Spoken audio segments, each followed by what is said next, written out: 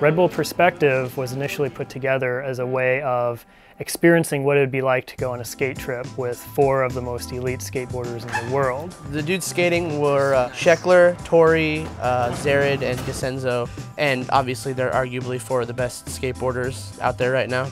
We started finding out that what influences the type of rider they are is the home environments. So what we did is we flew to each one of their hometowns. They wanted to bring all 4 guys together.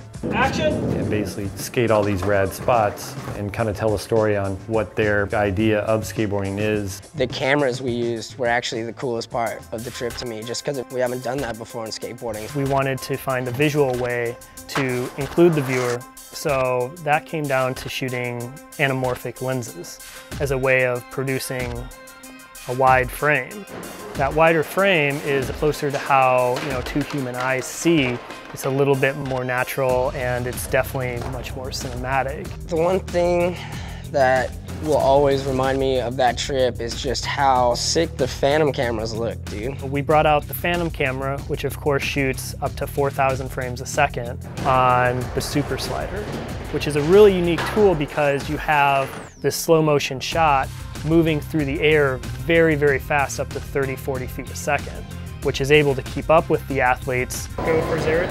So you have this real-time looking shot with slow-mo action. It looks amazing. It's incredible.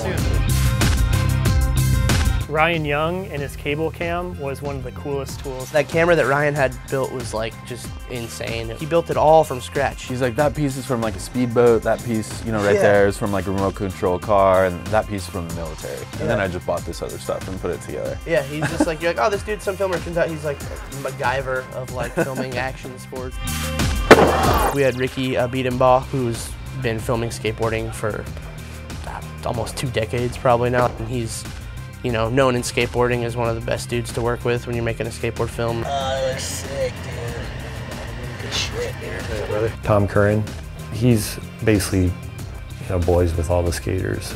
He was on the shoot as well. Mark Ritzmo was the DP, director of photography. He's got a really good portfolio of stuff with skating. He's just really talented. The shots that are being set up with these gnarly cameras are going to be insane. I think the warehouse is like 110 years old or something. But from a producer standpoint and from the director, we thought we had this kind of place dialed, but the skaters had never actually seen it. So right when they went in there, they actually started to get creative with it. Hey, let's get this thing out of here. If we do the other one, The moment the guys got in there, they were like, yeah, man, I can totally,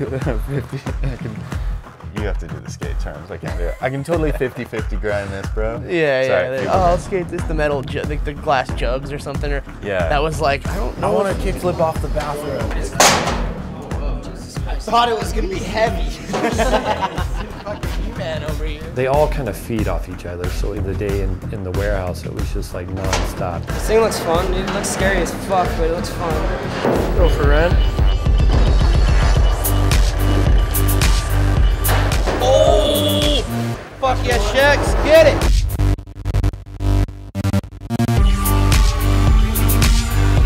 That looks fun. I'll boost out of that.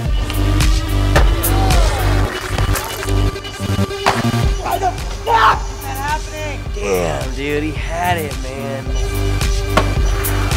Seeing the camera like whizzing around, I'm like, okay, I need to focus on what I'm doing, because then when I'm coming down, I'm not paying attention to the board, I'm gonna land on it weird. I thought there was a wire.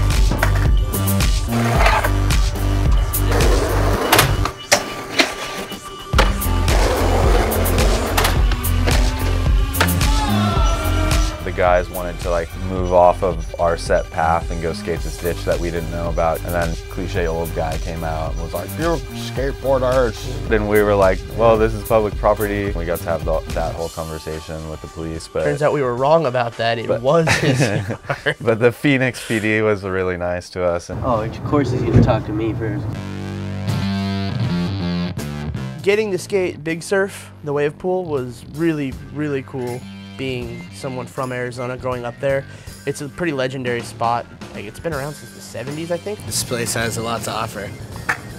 pretty hyped. Normally when you go there, you have to climb a fence or crawl through a fence, and you take a chance on getting arrested for trespassing.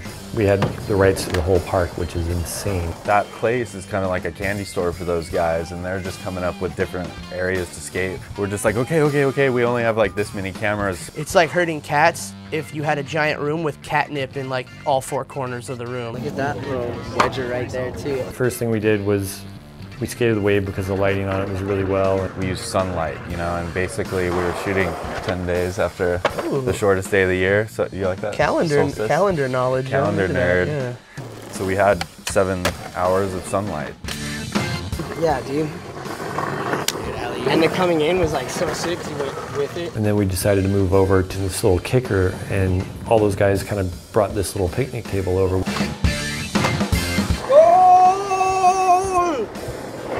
All right, it works. Those dudes took advantage of the entire place. It took some serious communication to figure out what we were skating and when, but all said and done, it worked out great because all the spots, these dudes killed it. I'm gonna go skate this right now. Just give me a second. Oh my gosh. That's the new saying. Just 10 seconds. Skateboarders really don't have patience. It's like if they're trying something, they want to get it done. This crew that we had was like, 30 or 40 people with camera units that take several people to monitor. So when the guys start warming up, they expect us, to be ready to shoot them. And a lot of times these machines have to, they take a little bit to be reset. No, wait. No, Tori, don't do it. And he's just like, all right. And then that stoke you had that you were ready to do your trick is just like, We gotta go now. Hey, we gotta get this going. It was also just really difficult doing the hurry up and wait and just being like, okay, I'm ready to land it right here. Trying to back ride that shit. It does get a little gnarly when you're trying to trick and you're really getting into it, and then you have to kind of hold up for a little bit. It's definitely production. Camera is ready. For them getting into that mode of skating was tough. But once they saw the footage, I think that was a huge deal. Dude. Good job. And you got Tight. I was coming off the ledge and I was like, dude, I gotta land this shit. And then once that happened, it seemed like the whole rest of the shoot went way better because they finally understood like how this was gonna look. No one shot will make a 16-minute short film, but being able to put these different perspectives into the shoot so that you're always seeing something new that you haven't seen before, and you're hearing voiceover that's relevant to that, which is really what I think draws people in, and they're able to watch the whole time. That was probably my favorite part of the trip, was actually getting to use all the reds and phantoms and stuff. It was sick. And then also landing tricks the whole time too was awesome. 10:30, dude, I love being out this early, like on the skate scene already. It hurts your feet when you don't land on your board though. Land on board at all costs. Ouch. Ouch. It's incredible, dude. Do it. Get my fucking shit up. All right. Okay. Drama. Hairless. Yeah. Your hair is great. Coming on, here we go. Off like a prom dress.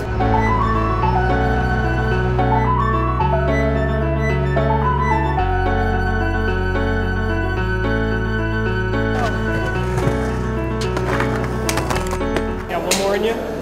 One more. Let's go.